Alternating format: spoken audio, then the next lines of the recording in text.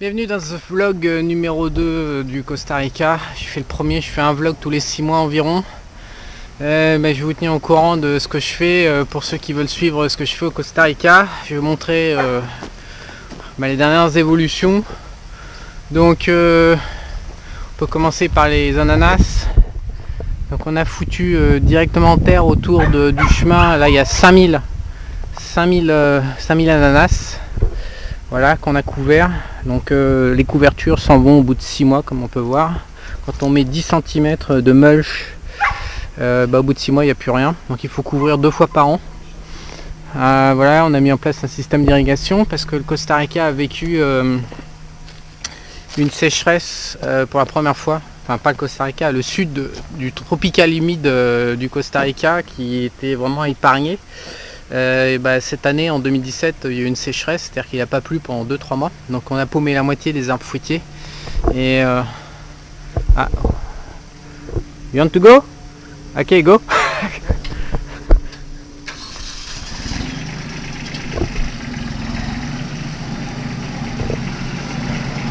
On est en train de travailler sur les arbres fruitiers justement, en train d'en planter. Odir, le frère d'Oscar. Voilà, avec les 3 chiens qui le suivent en permanence. Il adore les animaux et les chiens l'adorent. Donc oui, on a paumé avec la sécheresse tout un tas d'arbres fruitiers. Tout un tas, c'est des centaines.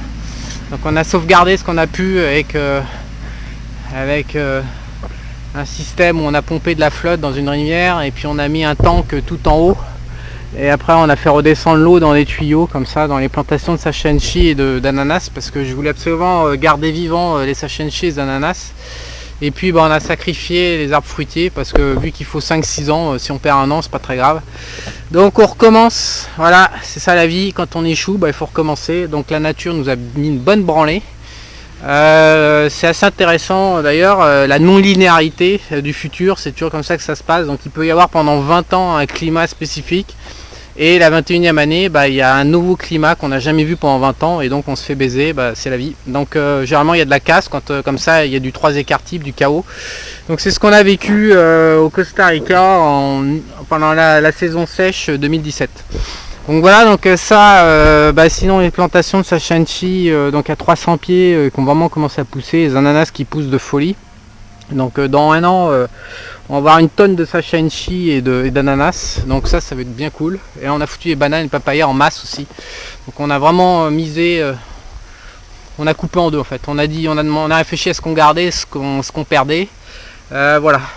Sinon donc j'ai investi, il y a beaucoup d'énergie qui ont été mis en place dans cette greenhouse qui est donc maintenant une taille un peu plus conséquente qu'avant. Elle fait quoi? Elle fait quasiment 100 mètres carrés. Qu'est-ce qu'on a fait? C'est la 3e qu'on fait, donc on a beaucoup plus d'expérience qu'avant. On a résolu, c'est pareil, c'est toujours la vie, ça, on apprend des erreurs du passé. Donc qu'est-ce qu'on a fait? On a ouvert le toit par exemple. Des deux côtés. En plus on a fait 2 ouvertures de chaque côté au milieu pour évacuer l'air chaud. On a mis un système d'arrosage en place par le plafond, comme d'ailleurs qui est en train de fonctionner. Pourquoi on a fait ça? Parce que voilà, je sais pas si on va le voir à la caméra parce qu'il n'y a pas beaucoup de lumière aujourd'hui. Ça spraye de l'eau comme ça par hauteur. Donc on a mis en place des grandes boxes à hauteur d'homme pour pas avoir à se baisser. Donc on va sortir de la salade, du persil, des herbes, ça c'est des oignons, ça c'est pour moi, c'est du thym. Il faudrait que je me rapproche mais je vais mouiller la caméra. Ça c'est des peppers, c'est des poivrons, on a des tomates. Qu'est-ce qu'on a? On a toute la bouffe traditionnelle, les crudités quoi, dont on a besoin. Donc à côté, on n'a pas fini de remplir pour la terre. La terre c'est toujours ce qu'il y a de plus dur à trouver, de la bonne terre fertile et pas parce que l'idée ici c'est zéro chemical, zéro comment on dit, anti-désherbant, je sais pas trop quoi, zéro fertilizer vers zéro engrais chimique, 100% naturel, sauvage. Donc c'est toujours compliqué de trouver de la bonne terre, toujours tout compliqué de trouver du mulch. Ici pour un tiers de la greenhouse, on l'a laissé, on va faire une nurserie pour les arbres fruitiers parce qu'on va mettre en place une production de masse de tous les fruits qui existent tropicaux, avec toutes les variétés différentes. On va prendre 20 à 30 exemplaires de chaque. Donc on va les démarrer ici, ça démarre d'ailleurs, on a commencé ici, là il y en a déjà, il y en a 30 ou 40, c'est le boulot du jour. Donc ici il y aura donc les bébés, les green baby. Voilà, donc comment on fait pour cultiver dans ce bordel tropical des vegetables, là, des crudités. En fait au bout d'un mois, généralement ça claque, avec les fungus, avec l'humidité, avec les animaux qui bouffent, avec il y a tout un tas de raisons qui font que les tomates, les machins, les pieds, tout se fait bousiller, tout devient, il y a des champignons qui se développent, enfin c'est niqué quoi, on peut pas les bouffer.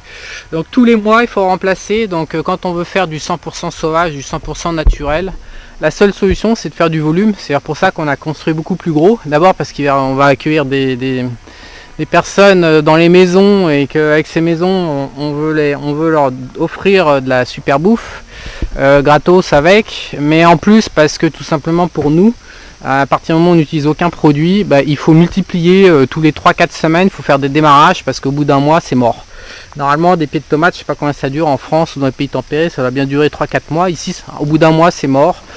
Donc il faut prévoir une rotation assez fréquente de tout ce qu'on cultive et de tout ce qu'on veut bouffer. Voilà, donc du coup on a investi dans une belle, j'ai investi dans une belle greenhouse durable, des bons pieds qui vont durer, un système d'arrosage. Donc le système d'arrosage, je vais vous le montrer aujourd'hui, mais je me demande si je vais pas le perfectionner. Enfin, ça serait un peu dingue, mais je suis en train d'étudier aux États-Unis. Donc aujourd'hui ça on l'ouvre juste ici, ça va arroser tout.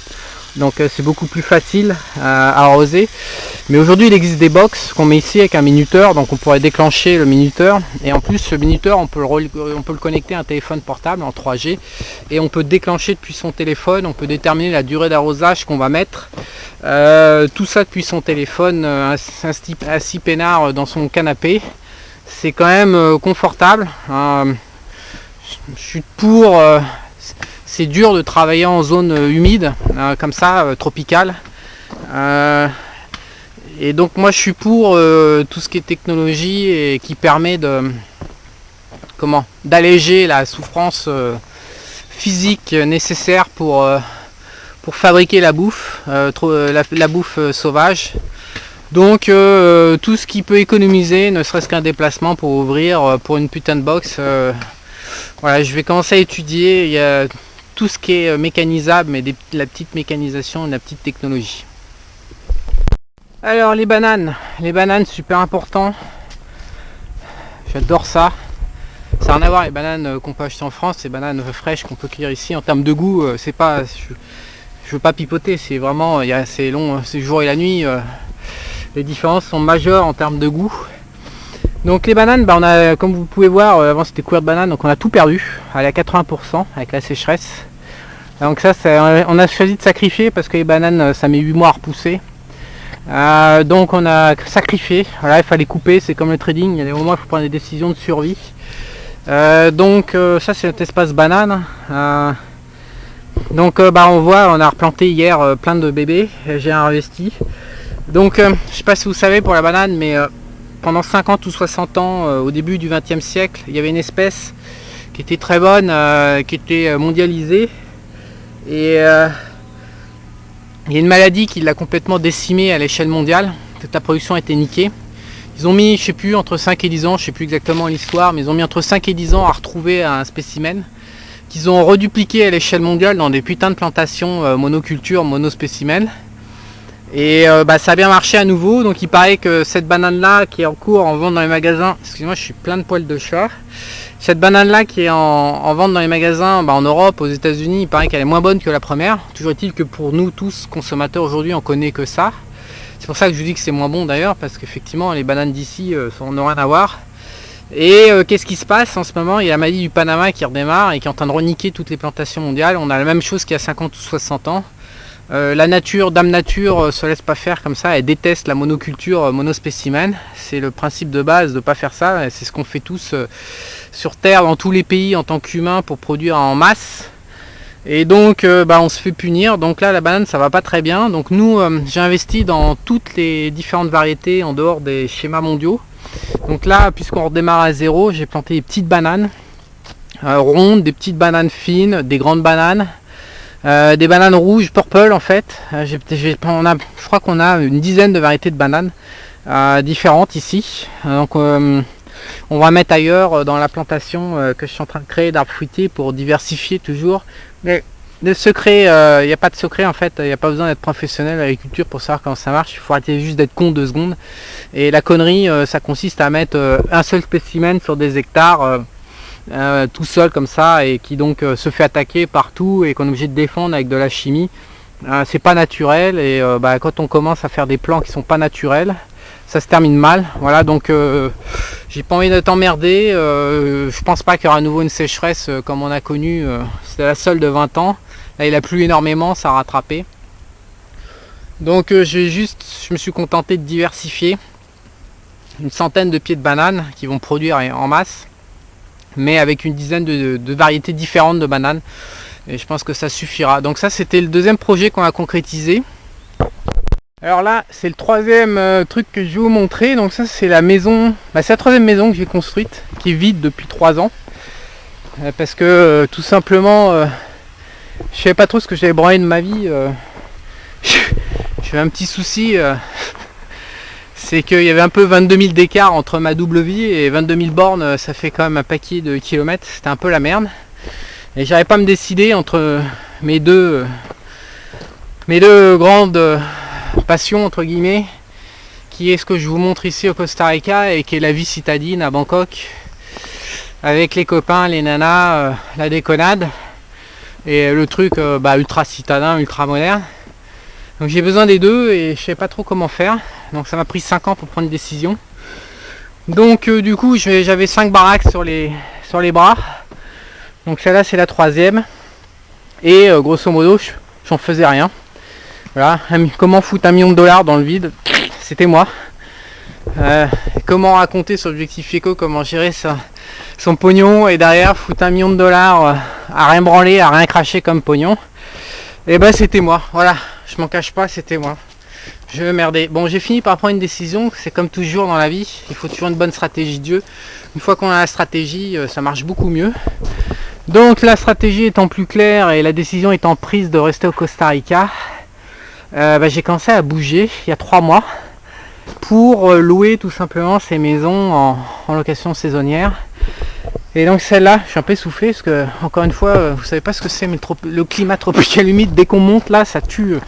La moindre marche, ça tue. C'est pour ça qu'encore une fois, il faut utiliser la technologie pour limiter les efforts humains, parce que c'est vraiment hard. Surtout pour un blanc pas né ici, le corps a toujours du mal. Donc ça, c'est la troisième maison. Donc on est en train de préparer pour la loc. Elle est quasiment finie. Donc j'ai perdu beaucoup de temps parce que j'ai quand même quelques petites lubies que je vais vous évoquer, pas m'en cacher. L'industrie du Costa Rica hôtelière et je vais pas m'exprimer publiquement, mais voilà, pour $100 aujourd'hui, ce qu'ils vendent, les prestations qui sont vendues sont $100 la nuit pour une chambre de 20 mètres carrés avec une déco complètement naze, une clim qui fait un bruit pas possible, des murs épais comme ça, ce qui fait qu'on entend le voisin parler ou baiser. $100 la nuit, je trouve ça un peu cher, voilà. Donc, par rapport aux standards internationaux ou aux standards tout particulièrement en Asie, c'est quand même voilà, bon bref. Donc je voulais pas recevoir les gens en me foutant de leur gueule comme on peut beaucoup le faire ici par paresse, parce qu'ils sont tous juste paresseux. Je voulais pas non plus faire du 5 étoiles parce que je pense pas que les gens qui viennent au Costa Rica cherchent un trip ultra design, métal, vert, etc. Ce qu'ils veulent, les gens qui vont au Costa Rica, ils cherchent une expérience de vie, retour à la nature. L'écosystème est riche, richissime ici. C'est la principale richesse du Costa Rica, c'est son écosystème. Et donc les gens sont plutôt à la recherche d'être au contact de la nature dans de bonnes conditions, une bonne qualité, voilà, pour un occidental. Et plutôt style rustique, bois, voilà, faire un truc bien comme un chalet à la montagne en fait. C'est ça qu'ils viennent chercher en priorité au Costa Rica. Et donc je voulais produire quelque chose de qualité, sans être dans du 5 étoiles, parce que c'est pas mon job, c'est trop dur ici dans la jungle, on est trop loin de tout. mais je voulais quand même un minimum. Donc mes lubies, je peux vous en parler, c'est ce qui m'a énormément freiné. La première lubie par exemple, c'est qu'au Costa Rica, l'art de vivre consiste à vivre le jour et la nuit on dort. C'est vraiment tout le pays dort la nuit. C'est la vie, la nightlife du Costa Rica, excusez-moi, mais elle est quasi inexistante. Contrairement au Panama, il y a plein de pays dans le monde, en Colombie, au Costa Rica, la nightlife, ils savent pas ce que c'est. Les mecs à 7h, 8h, 9h maxi, ils sont au lit, ils dorment et ils se lèvent à 5h aux aurores. Donc ces gens, par leur culture, ils conçoivent même pas que dans une chambre ils puissent faire noir. C'est-à-dire que du coup ils vont mettre des rideaux n'importe comment, ils en ont rien à branler, il y a plein de lumière qui passe, soit au milieu à l'intersection des deux rideaux, soit au-dessus, soit en dessous, bref, ils en ont rien à foutre. Pour des occidentaux, on est quand même un paquet à aimer vivre la nuit et puis à se lever à 10h le matin, surtout en vacances, on n'a pas du tout envie de se lever à 5h le matin, c'est pas des vacances. Et donc pour les occidentaux comme nous, entre le bruit plus la lumière, se faire réveiller dans une chambre parce que c'est pas isolé au niveau de la lumière, c'est plus que détestable, surtout quand on commence à payer 100-150$ la nuit. On est quand même en droit d'estimer que dans une chambre dont le but c'est dormir, on est quand même en droit d'estimer et en droit de demander d'avoir du noir. Donc, donc dans ce bungalow, j'ai passé beaucoup de temps à étudier un système pour créer du noir. J'ai fait beaucoup de recherche et développement parce que on est en pleine jungle, il n'y a pas de Leroy Merlin au coin de la rue pour aller me fournir. C'est à 300 bornes et les magasins sont vides. Donc on a fait pas mal de recherche et développement, du double rideau, on a testé pas mal de trucs, j'ai foutu pas mal de fric là avant de comprendre comment je pouvais créer du noir intégral pour que les gens puissent venir et dormir le matin. Donc j'ai fini par trouver un système fiable, que j'ai donc dupliqué, c'est toujours pareil, hein, la vie, on commence par faire une tempête puis après on duplique. Et ça m'a pris du temps, ça m'a pris beaucoup d'efforts, beaucoup de réflexion, j'ai perdu beaucoup de temps avec ça, mais ça me semblait incontournable d'offrir ça aux gens qui viennent dormir ici. Donc ensuite, donc là on se trouve dans la maison intérieure, la maison principale avec la cuisine en tech qui déboîte des superbes couleurs. Il fait pas beau aujourd'hui, je pense pas que la caméra va faire ressortir les couleurs. Donc ça c'est une maison pour 6 personnes. Donc l'autre lubie, l'autre problème au Costa Rica qu'il y a, c'est que ils n'ont pas le sens du lounge comme on peut avoir en Asie. L'Asie est extraordinaire pour ça. Les Asiatiques, les Thaïs, les Indonésiens à Bali, ils ont un sens inné du lounge. Qu'est-ce que c'est que le lounge? C'est de la musique cool, c'est pas shadé comme on écoute des années 80 ici en Costa Rica, hein. C'est de la musique cool. Et puis c'est du confort, et le confort passe par des coussins. Voilà. Donc des coussins moelleux. Dans lequel on peut s'enfoncer et se vautrer. Donc là si je m'assois, je vais faire comme ça là, et petit à petit je m'enfonce et je me vautre doucement, et après je me sens bien, j'ai les couilles détendues. Et le souci c'est qu'au Costa Rica ce genre de choses est pas très développé. Donc on vend pas des coussins comme ça partout dans chaque magasin au coin de rue, on ne vend pas du tout. Donc tout ça a été fait sur mesure. Et donc j'en ai chié pas mal pour d'abord trouver une couleur sympa, parce que les couleurs au Costa Rica c'est marron, c'est vert kaki date, c'est de l'orange jaune dégueulasse, c'est pas les couleurs du lounge du standard international. Et donc du coup il faut trouver la couleur, il faut trouver le tissu, et puis surtout il faut trouver le rembourrage, et puis après voilà, il faut le faire. Donc là j'ai payé une fortune parce que c'est des prototypes que j'ai fait faire. Donc rien que le bordel là c'est 70$ chaque. Donc ça s'est terminé, donc en plus on a essayé, bref on a tâtonné, on a fait trouver des photos à dupliquer. Ça s'est terminé que tout simplement une fois qu'on a eu ces prototypes, on a isolé le fournisseur du tissu qu'on a été acheté, on a isolé le fournisseur du remplissage qu'on a été acheté, et puis maintenant on va dupliquer et faire ça nous-mêmes. Ça c'est rien comme ça là, c'est un peu le bordel parce qu'on est en train d'installer la baraque, mais il y a facilement un mois. Des choses simples en France vont prendre ici un mois pour se concrétiser. Donc c'est la troisième lubie en fait qui m'a vraiment freiné et qui m'a fait entre guillemets perdre beaucoup de temps, même si c'est pas perdre du temps, mais voilà, j'ai consacré beaucoup d'énergie. Qui nous a retardé massivement, c'est ces putains de saloperies de chauves-souris. Donc elles se foutent, elles passent par le haut là comme ça, et elle rentre, et donc bah là c'est toutes les nuits, c'est la partouze géante dans les murs, et pour dormir, vous pouvez toujours courir pour dormir avec un paquet de chauves-souris en train de faire la festa, c'est pas possible, ça fait un bordel pas possible. On sait pas comment s'en débarrasser. J'ai tout essayé, j'ai acheté la naphtaline, j'ai acheté toutes les solutions possibles, imaginables, naturelles, chimiques, dégueulasses, tueurs, on a monté des commandos. C'est comme les fourmis, je sais pas comment elles se démerdent, mais elles nous ont foutu une branlée, on a perdu la guerre. Donc on a... Et là ça fait 6 mois que ça nous occupe ça, parce qu'on est juste emmerdés nous-mêmes pour dormir dans nos maisons, soit Oscar, sa famille ou moi. Donc on en arrive forcément à des plans extrêmes. Quand c'est une guerre de 6 mois, on n'en est plus à les petites mesures de pacotille de Madame Michu sur le net, de la grand-mère du coin qui va poster sur son forum chéri. Parce que là c'est hardcore, en plus on en a plein, il n'y a pas de défense de la nature. Dormir c'est dormir, voilà, il y a 5 hectares, voilà, il y a quelques centaines de mètres carrés occupés par les hommes. On voudrait avoir la paix sur 100 mètres carrés, ils ont 5 hectares pour les jouer ailleurs. Donc on en est arrivé à des mesures extrêmes. Donc là on est en train de faire un spray. La dernière mesure, la dernière tentative, c'est de sprayer, on les a dégagés en fait. On les a dégagés avec de la merde chimique. Et on va fermer, tout simplement. On va foutre un espèce de grillage, on va fermer pour pas qu'ils reviennent, pour l'empêcher de rentrer. Donc bah, ça prend du temps, mais on va pas recevoir des gens et leur imposer ce cauchemar de dormir avec une fiesta de chauves-souris, c'est pas possible. C'est des détails cons, mais voilà, ça aussi ça coûte. Faut le faire quoi, c'est du boulot, c'est des tâches qu'il faut faire, c'est dur. Tout est dur ici, en jungle tout est dur, faut pas se leurrer. Donc pour offrir un confort aux gens qui vont louer cette maison, bah voilà, c'est des choses à faire qui coûtent humainement. Donc qu'est-ce qu'on a d'autre? Il a fallu faire les meubles. Donc là vous voyez un lit. Donc ça c'est fait avec du bois ramassé sur la plage. Donc on a fait plusieurs, ça c'est du tex, ça c'est du pin, ça c'est du bois ramassé sur la plage, les pieds. Donc tout a été fait sur place en local. Donc il a fallu, de toute façon tout est fait, il y a pas de... C'est compliqué d'acheter, il y a pas, les magasins sont vides, hein. Le Costa Rica il reste un pays pauvre, contrairement à ce qu'on peut penser. Donc il y a différents modèles, on a fait un lit en teck ici. Voilà les douches, donc tout ça a pris du temps à dupliquer. Je vais vous emmener voir Minor. Minor c'est le chef de la création des meubles. Donc ça c'est la deuxième maison. C'est l'atelier pour l'instant à servir des meubles. Voilà, c'est un atelier à 100 000 $.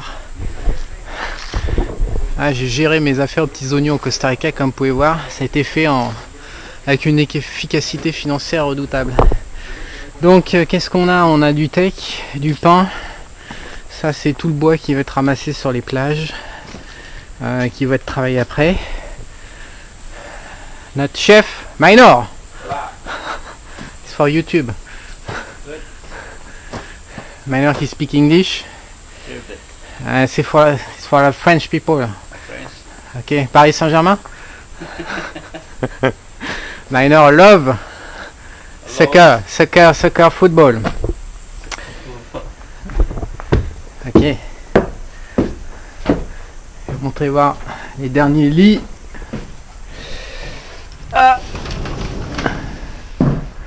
Voilà, petite chambre avec un lit pareil fait avec des pièces ramassées au bord de la rivière. C'est plutôt assez joli comme pièce, comme couleur. Je sais pas si on verra.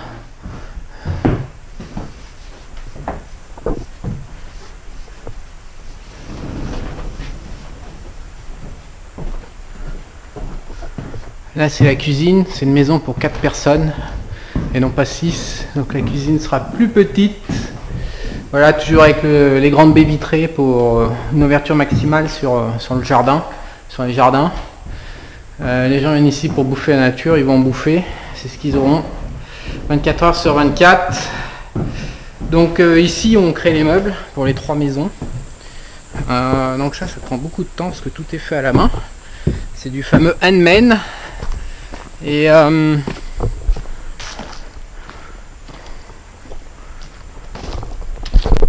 autre projet qu'on avait besoin de finir, c'était les petites piscines pour trempoter son petit corps quand il fait trop chaud.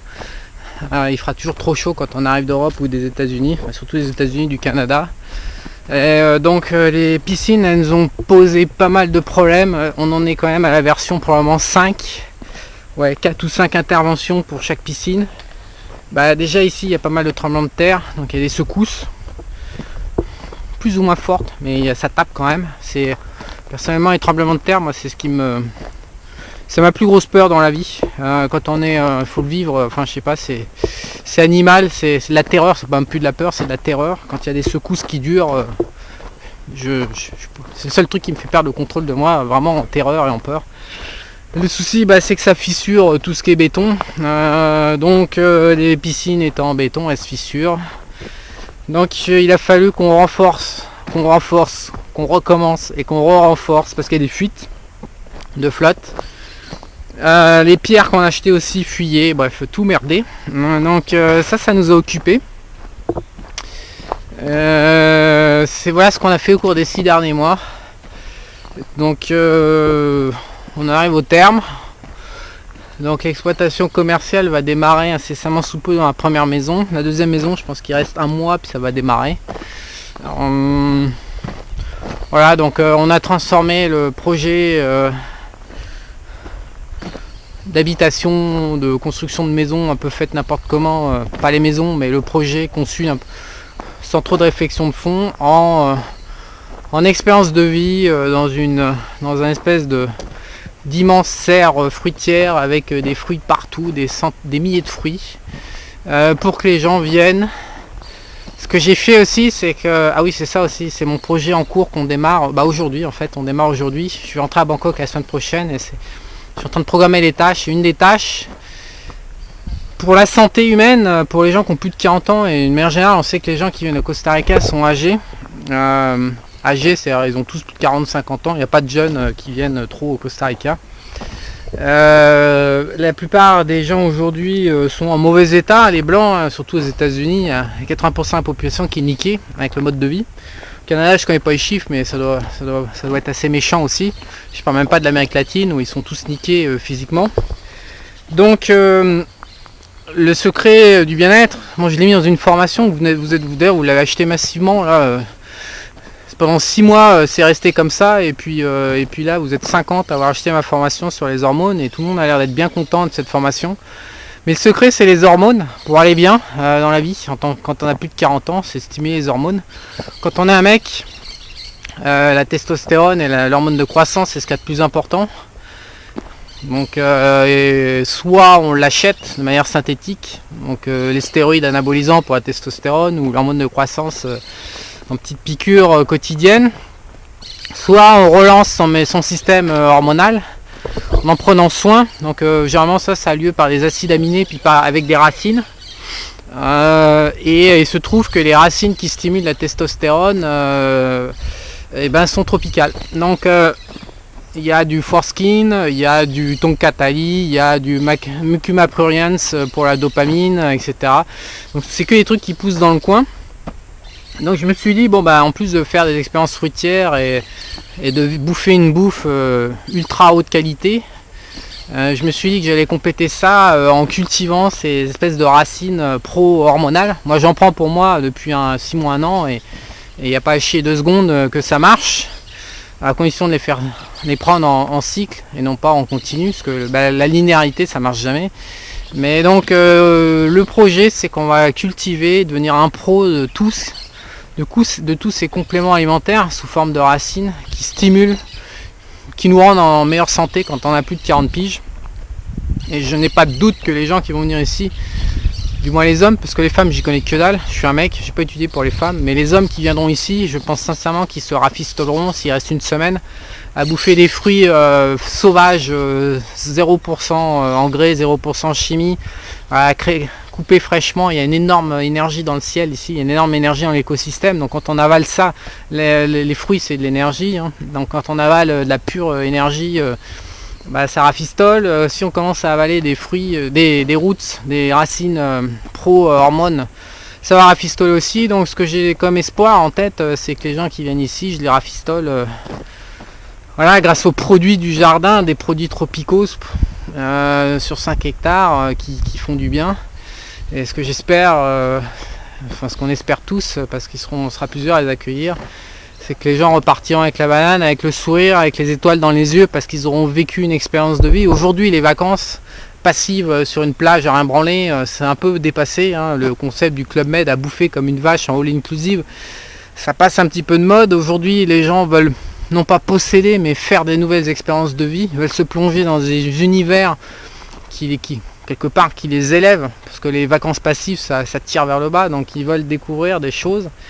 Et ici on a vraiment un vrai truc à mettre en avant, c'est tourner santé, tourner bien-être, du wellness en fait, du wellness tropical à l'aide des fruits et des racines.